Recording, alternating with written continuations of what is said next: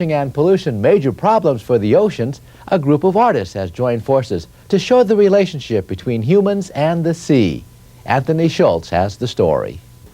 In an attempt to encourage support for environmental restoration and preservation, a group from Gallery Route 1 is putting together art exhibits, performances, and events designed to educate the public about the ocean. We really wanted to educate the public on all the various ocean issues, and for that reason, we called for as broad a range of work as possible, work that really addressed as wide a range of issues as possible. Joyce Majewski is one of the artists involved in the project.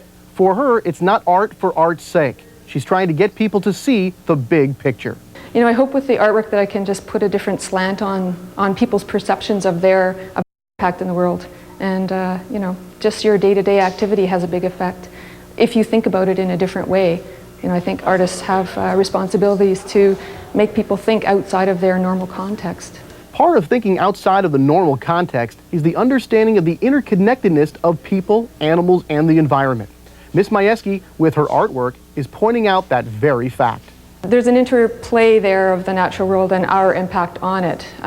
For instance, the float, which is also in this work behind me. It's a glass float that holds up a fishing net, and that was probably made somewhere in Korea or Japan. Now that floated loose and went all the way across the ocean and landed on a beach in British Columbia. So you know, it just sort of speaks to the fact that everything is connected and that we do have effect globally. What's the old saying? One person's trash is another person's treasure. Well, in this case, it's art. By taking debris they find at the beach, an artist can create with things that have been discarded. What was once garbage is now artwork.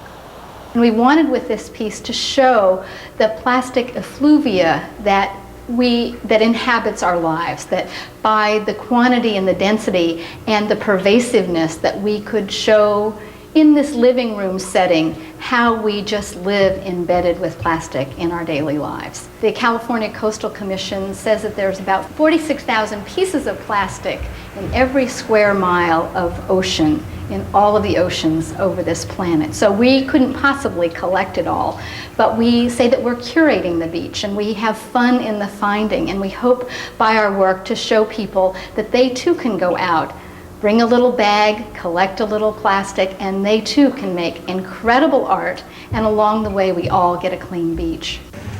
Up the street from the exhibit is Toby's Feed Barn. Here the group has put together an underwater installation that incorporates natural history, art, and writing. They felt it was a great way to get kids involved.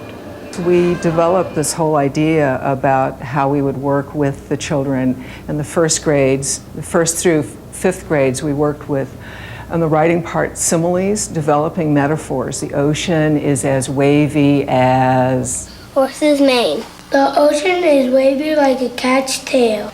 The ocean is as pink as a peach. I like the blue waves. Across the street from Toby's is the local bookstore. They've been sponsoring events to help nonprofits over the years, and they're doing the same for California Currents. This is the third year of their Wild Book Show. The objects that go into the books are wild. They come from here.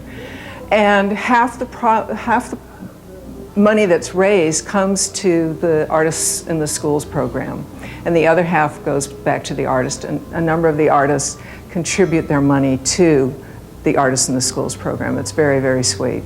There's a lot going on with California Currents, something for everyone. Even if art isn't particularly your thing, you'll be able to find not only entertainment, but also some knowledge as well. I think everyone's work fits together really nicely and does have a message about conservation and awareness raising about the current and everyone's particular, you know, slant within that context. All of those things fit together in a jigsaw puzzle that's really an integrated show. I mean, I'm really impressed, you know, with what they've done to pull this all together.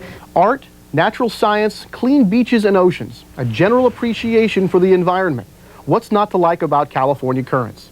There's attractions for the kids and adults alike. And if you're not careful, you might just learn something. From Point Reyes, Anthony Schultz for the Marin Report. For more information about the California Currents exhibit, you can call 279-2014.